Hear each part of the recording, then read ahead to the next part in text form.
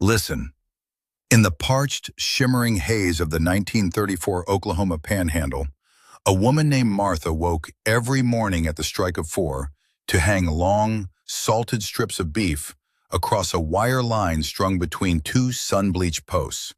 She didn't have a refrigerator to keep the flies at bay or the rot from setting in. She had only the wind, the salt, and the relentless heat of the American high plains to cure that meat into the toughness of a boot sole. That sun-dried beef pounded into a fine, fibrous dust holds the #1 spot on this list. Number 10 is so ancient that its roots stretch back to the very first journals of the Virginia colonists. And number 4 was famously requested by Mark Twain on the same morning he finished a chapter that would change American literature forever. These weren't the dainty, plated breakfasts of a modern city bistro. These were the high-calorie, heavy iron meals that cleared the forests of the Pacific Northwest, laid the steel of the transcontinental railroad, and fueled the harvest of the great breadbasket.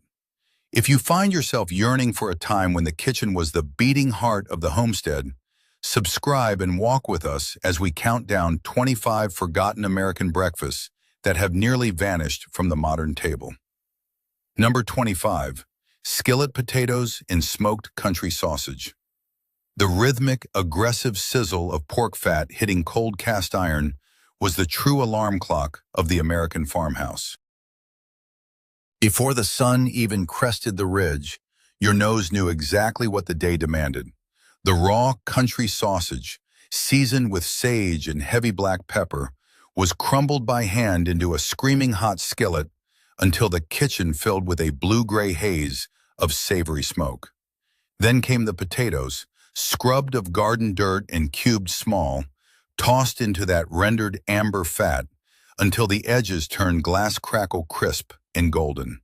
That reddish grease, stained by a pinch of paprika in the char of the meat, would coat the back of your spoon as you shoveled a heap onto a tin plate. Your father was always the first at the table, leaning over the steam while the grease popped and hissed. A pound of fresh sausage from the local butcher cost mere pennies, and a sack of potatoes cost even less, yet they produced a breakfast capable of sustaining a man through 10 hours of felling timber or turning soil. Today, people settle for frozen patties and microwave hash browns, but the soul of the skillet, that marriage of fire-blistered starch and hand-mixed pork, is becoming a ghost in the American suburbs. Number 24, warm biscuits and blackstrap molasses. In the kitchens of the Deep South and the mountain cabins of Appalachia, the biscuit was more than bread. It was a sacred vessel. Your grandmother didn't use a recipe. She used the feel of the flour against her knuckles and the way the buttermilk sighed as it hit the bowl.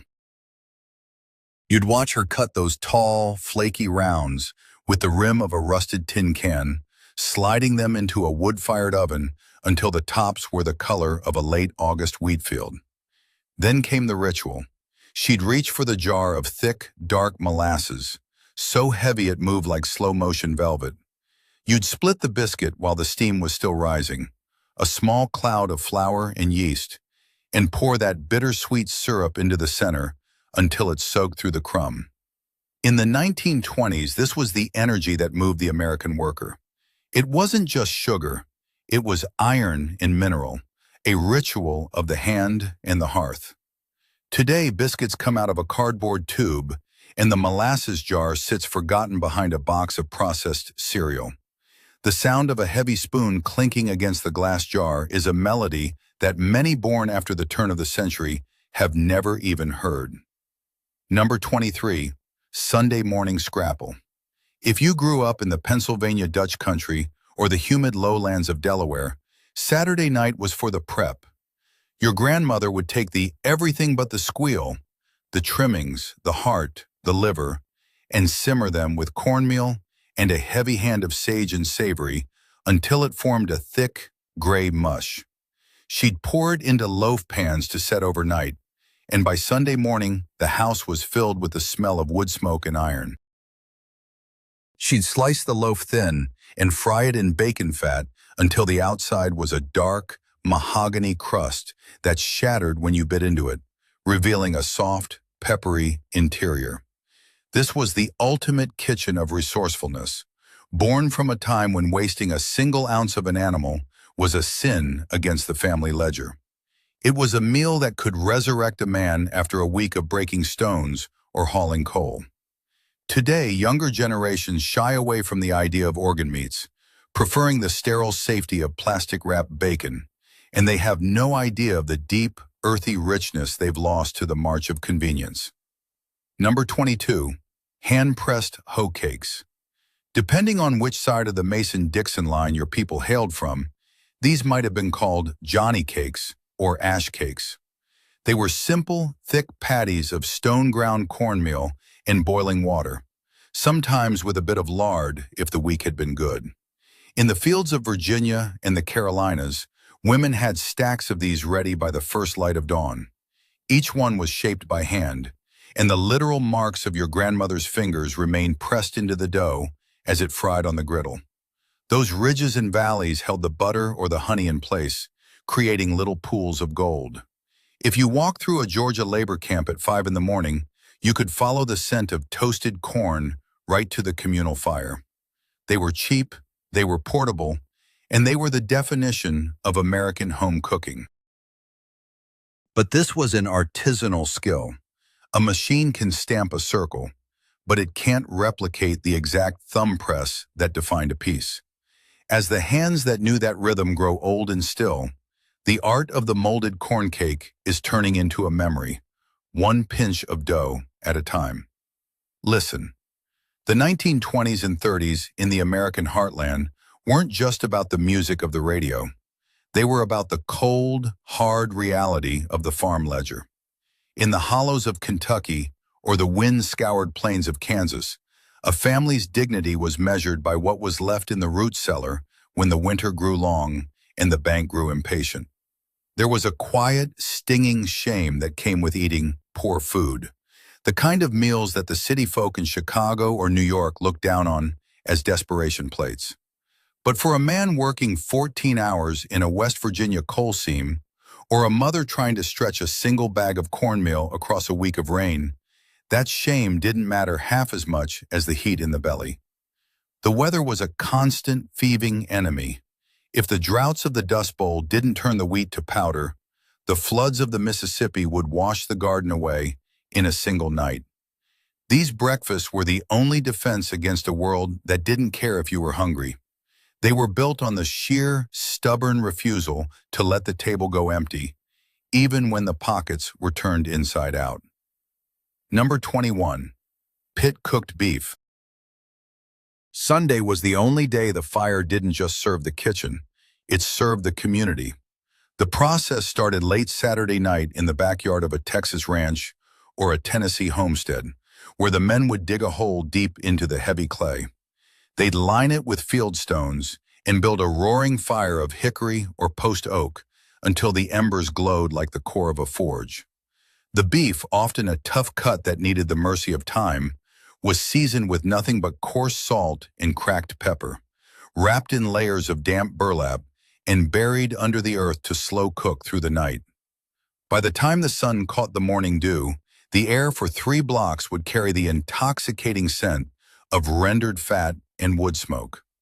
Digging it up was a ritual, a moment of collective breath-holding as the steam billowed out of the dark earth like a ghost. The meat would fall apart at the mere suggestion of a fork, served with a tin cup of the salty, smoky pot liquor gathered at the bottom. This wasn't something you ordered at a counter.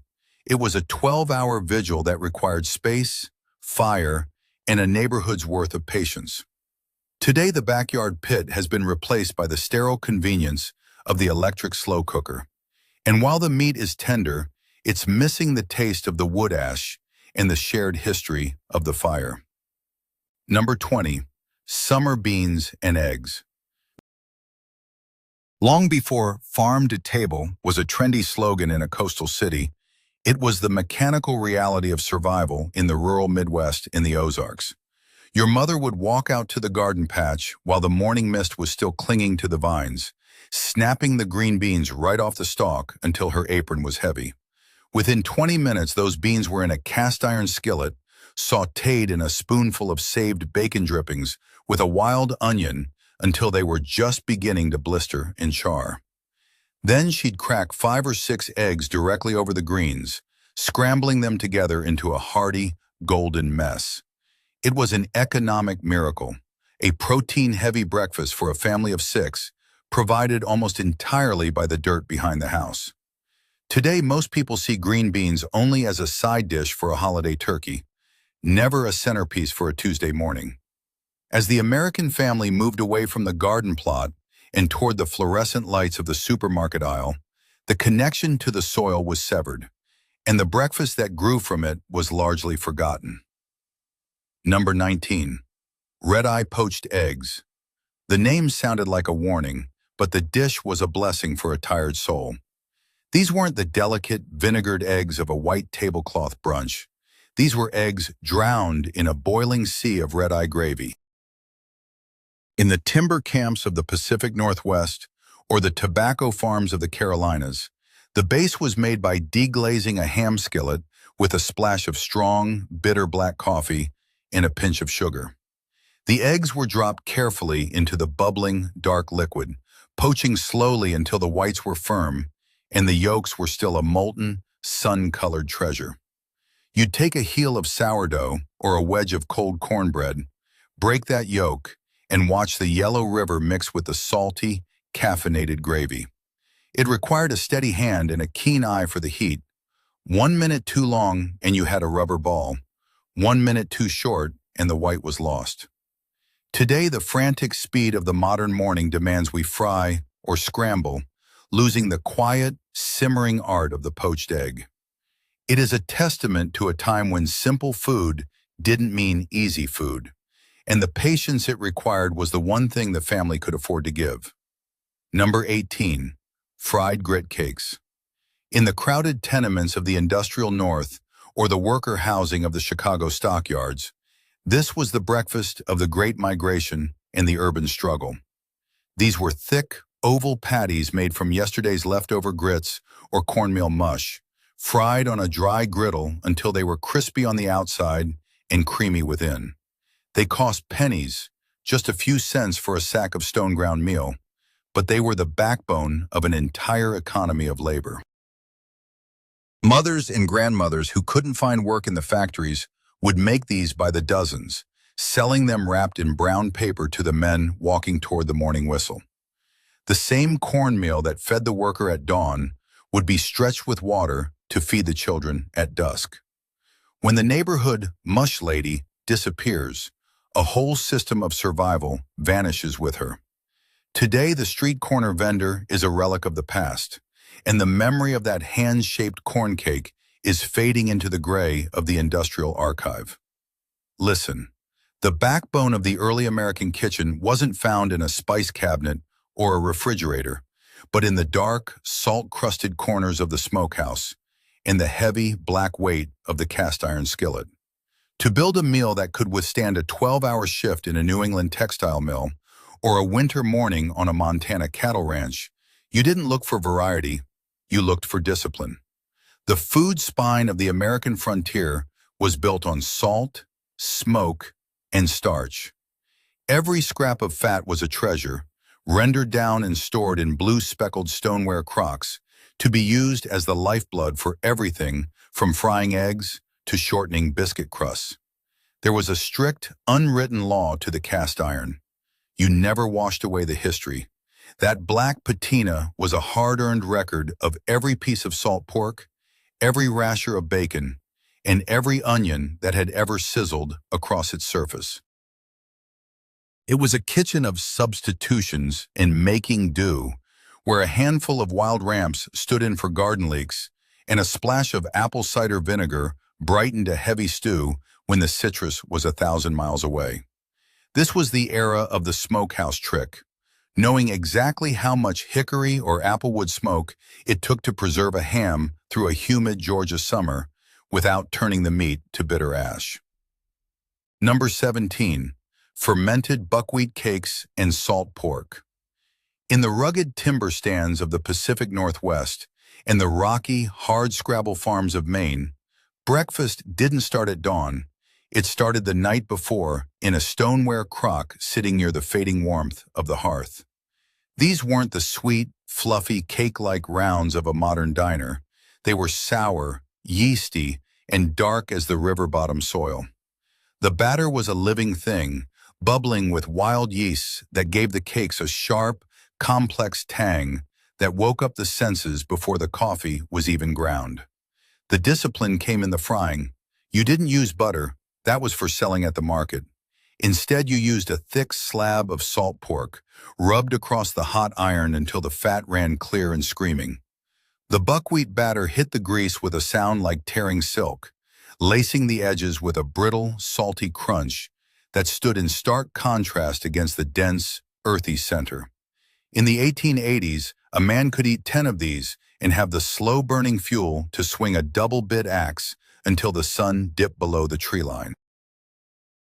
Today, the art of the sourdough starter has been relegated to weekend hobbyists, and the heavy, mineral-rich taste of buckwheat is a stranger to most American plates, replaced by bleached white flour and artificial high-fructose syrups. Number 16. Creamed chipped beef on toast.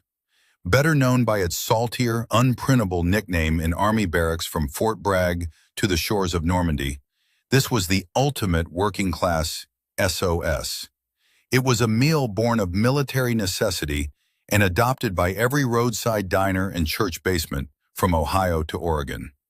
The spine of the dish was the white gravy, the mother sauce of the American breakfast, built from a roux of butter or meat drippings and flour, stretched with whole milk until it was thick enough to coat the back of a spoon like heavy velvet. Into this went the chipped beef, dried and salted so thoroughly it could survive a trip across an ocean in a rucksack or a decade in a farmhouse pantry. It was a masterpiece of textures, the crunch of charred, thick-cut toast struggling to stay upright under the weight of the salty, creamy sauce. It was a meal that demanded respect, not for its elegance, but for its absolute reliability in the face of scarcity. Today, the sight of shingle toast is rare, as the modern palate moves toward lighter, less aggressive flavors, forgetting the dish that sustained a generation of men who came home from the front lines to build the American suburbs. Number 15. Red beans and morning rice. In the humid, moss-draped corners of the Louisiana Bayou and the coastal plains of the Carolinas, the transition from Sunday dinner to Monday breakfast was seamless and sacred. This was the kitchen of the ham bone, the smoky, marrow-filled prize saved from the Sunday roast. It was tossed into a heavy pot with red kidney beans and the holy trinity of celery, onions, and bell peppers, simmering until the beans surrendered their starch into a thick, savory gravy. By Monday morning, that pot was a treasure chest of flavor, served over a mound of fluffy white rice that had been steamed to perfection in a covered pot. It was a meal of patience and reuse, where the smoke from the ham bone infused every grain with the memory of the weekend's feast. Today, beans are strictly seen as a dinner side, and the idea of rice for breakfast is a foreign concept to many outside the Gulf Coast. We've lost the rhythm of the wash day meal, where the food cooked itself over a low flame while the heavy work of the household got done, proving that sometimes the best breakfast is the one that has been waiting for you all night. Number 14. Johnny cakes with spiced apple butter. Before the American orchard was a place for family outings, it was a vital source of winter survival. In the Appalachian Highlands in the valleys of New England, the apple butter was the result of a grueling two-day vigil over a massive copper kettle. Hundreds of apples were peeled, cored, and simmered with cider, cinnamon, and cloves until they reduced into a dark, spicy spread that tasted like concentrated autumn. This was paired with the Johnny cake, a flat, unleavened cornmeal cake that was as much a tool as it was a meal. It was the original journey cake, sturdy enough to be tucked into a coat pocket and eaten on the trail or in the field. Fried in a well-seasoned iron skillet until the edges were lace-thin and crisp, and topped with a heavy smear of that orchard gold butter, it provided a quick burst of sugar and a solid foundation of grain. As the local cider mills closed and the copper kettles were sold off to antique shops, the deep, soulful connection between the American orchard and the breakfast griddle began to evaporate into the thin air of the past. Listen, the history of the American table is a ledger of selective memory, a dusty archive where the names of those who sat at the head of the table are written in gold leaf, while the hands that actually stoked the fire are often erased entirely. We read the leather-bound cookbooks of the 19th century elite and think we know how the nation ate, but the real record isn't found in a library. It's etched into the scorched bottoms of cast-iron Dutch ovens and the grease-stained walls of logging camp shanties. There is a quiet tragedy in the erasure of the American camp cook and the nameless grandmother. History credits the inventors of a dish, the chefs at Delmonico's or the owners of the great southern plantations, but the flavor, the technique, and the survival instinct usually came from the back kitchen, the enslaved cook, or the immigrant laborer whose only record was the steam rising from a communal pot. These were the people who could turn a handful of salt and a tough piece of gristle into a masterpiece that kept a nation's heart beating through the dark. Number 13, sawmill gravy. In the towering timber stands of the Pacific Northwest and the swampy, piney woods of the Deep South, sawmill gravy wasn't just a sauce. It was the fuel of the industrial machine. History books might credit the timber barons with building the American infrastructure, but the camp cooks were the ones who kept the wheels turning. This was the most disciplined of the white gravies, born from the coarse, unrefined cornmeal and the rendered fat of heavy country ham. The cook would stir the meal into the hot grease until it smelled like toasted nuts, then flood it with whole milk or even water if the cows were dry. It was thick, gritty, and intentionally heavy, designed to stick to the ribs of men who would spend the next 12 hours wrestling with 6-foot saws. The record might call it a humble side dish, but for the logger, it was the difference between a productive day and a dangerous collapse.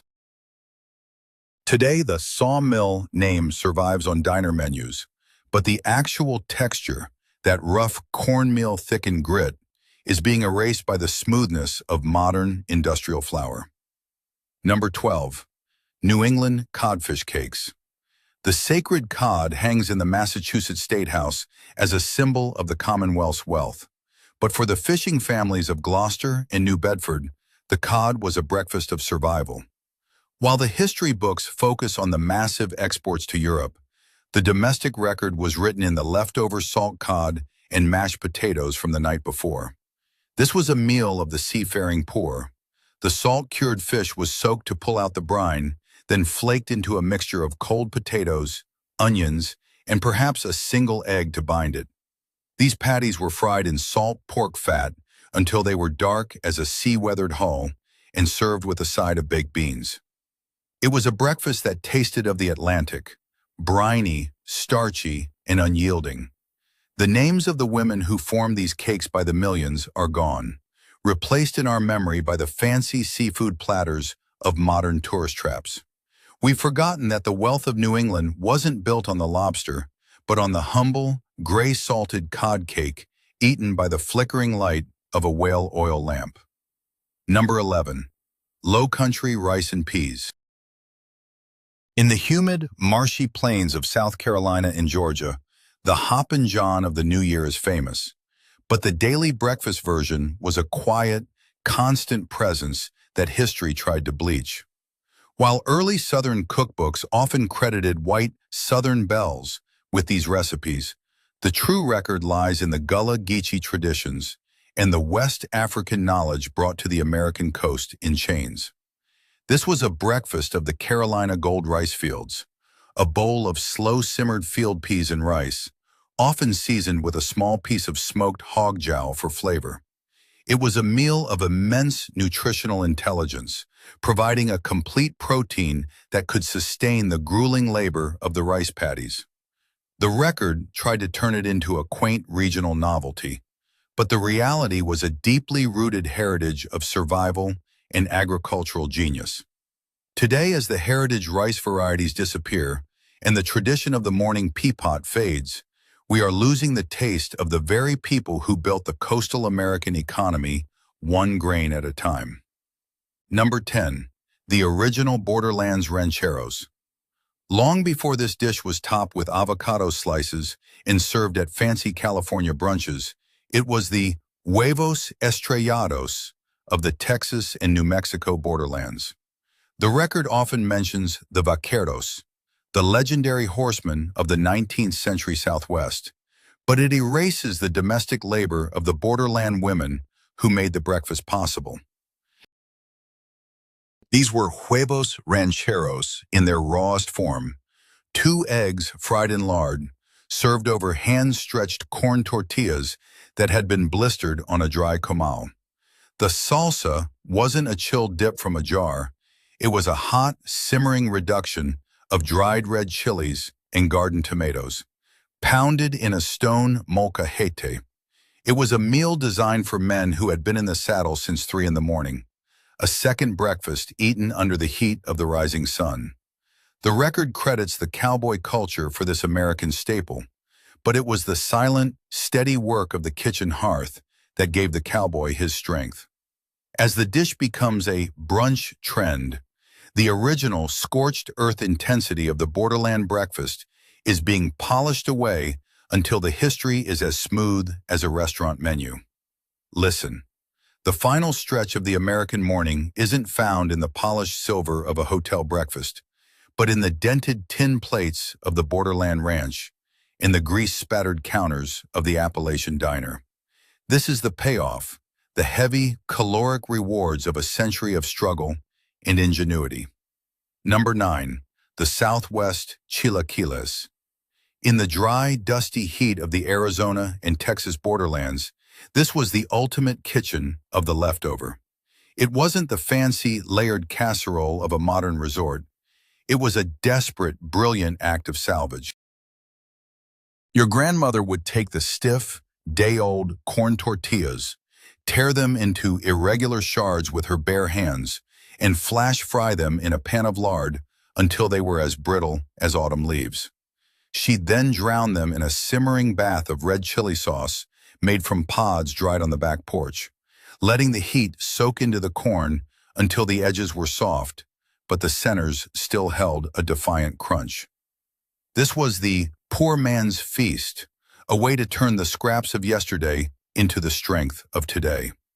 In the 1950s, this was the fuel of the migrant worker and the ranch hand alike, a plate that proved nothing in an American kitchen should ever go to waste. As the artisanal chip replaces the hand-torn tortilla, the soulful, soggy yet crisp reality of the original Southwest chilaquile is being buried under mounds of unnecessary toppings. Number 8. Appalachian fried mush. In the coal camps of Kentucky and the mountain farms of North Carolina, the mush pot was a constant. This was cornmeal and water, boiled into a thick, heavy porridge that sat on the back of the stove like a cooling lava flow. Once it set into a firm block, your mother would slice it into thick slabs and fry it in bacon fat until it developed a mahogany crust that could stop a bullet. Served with a drizzle of sorghum or a side of salt pork, it was the definition of stick-to-your-ribs American cookery. Number 7. The Southwestern Lenten bread pudding, or capirotada. This is a dish that carries the weight of 1,000 frontier Sundays. It's the American desert's version of a bread pudding, built from stale bolillos, or crusty sourdough, soaked in a dark syrup of piloncillo sugar, cinnamon, and cloves. It was a ritual of the Southwest, a meal of symbolic layers, the bread for the body, the syrup for the spirit, topped with peanuts and salty cheese. It was the taste of a family gathered in a small-town kitchen after church, a recipe passed down not in ink, but in the rhythm of the stirring spoon. As the younger generation moves away from the old traditions of the Lenten season, the smell of spiced syrup bubbling in a heavy pot is becoming a rare ghost in the American air. Number 6. Texas border moletes. Simple, honest, and unshakable. This was the quick breakfast of the Texas border towns, where a bolillo roll was split, smeared with a heavy layer of refried pinto beans, and topped with a thick slab of melting Longhorn cheese. It went under the broiler just until the cheese bubbled and the bread edges charred. It was the first meal a child learned to make for themselves. 3 ingredients that tasted like home and safety. Number 5. New England red flannel hash. This was the Monday morning plate of the North, made from the remnants of a Sunday boiled dinner. The beets gave the dish its striking blood-red hue, mixed with chopped corned beef and potatoes, then fried in a heavy skillet until a deep, savory crust formed on the bottom. It was the taste of New England resourcefulness, a meal that transformed the cold leftovers of the weekend into a vibrant, steaming start to the work week. Number 4. The Prospector's sourdough flapjacks. In the Yukon and the gold-dusted hills of California, the starter was a man's most prized possession, often carried in a pouch close to his body to keep the yeast from freezing. These weren't the sweet, cakey pancakes of the modern era. They were tangy, bubbly, and fried in enough fat to create a lace-like edge that shattered like glass. They were the taste of the American West, wild, fermented, and rugged. Number 3. Country fried steak and eggs. Born in the German-settled hills of the Texas Hill Country and the cattle towns of the Great Plains, this was the poor man's schnitzel. It took the toughest, cheapest cut of beef and pounded it with a heavy mallet until the fibers broke, then dredged it in flour and fried it like a piece of chicken. Smothered in a thick, peppery cream gravy and served with 2 eggs over easy, it was the ultimate high-calorie reward for a man who had spent his life in the saddle. Number 2. Biscuits and sawmill gravy. The king of the southern morning. It is the perfect marriage of the American flour mill and the American smokehouse, a dish that requires no introduction but demands total respect for the quality of the lard and the seasoning of the pork.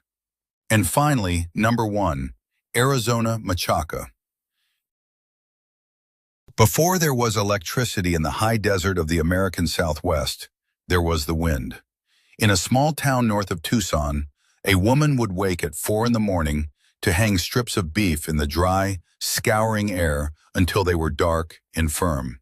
This wasn't a culinary curiosity, it was survival. To prepare it, the dried meat was rehydrated in a skillet with eggs, onions, and peppers, then wrapped in a heavy, hand-stretched flour tortilla. It was the breakfast of the vaquero and the miner, a meal that tasted of the sun and the salt of the earth. As the art of drying meat by hand vanishes, replaced by industrial processing, the soul of the desert breakfast is fading. These episodes are merely a compressed look at a vast, steam-filled history, a tiny window into the kitchens that built the American map. This week we challenge you, don't look for a recipe on a screen. Call your grandmother or the oldest person in your family and ask them about the smell of their childhood kitchen. Ask them how they made the gravy or how they fried the mush, and write it down. Because every time we fire up a cast iron skillet or break bread with the intent of remembering, we keep a piece of our heritage from being erased by the clock. These breakfasts were never just about the calories. They were about the hands that prepared them and the discipline of a generation that knew how to make something out of nothing. Tell us in the comments, which of these old-world American plates is still served in your house, and which one are you determined to bring back?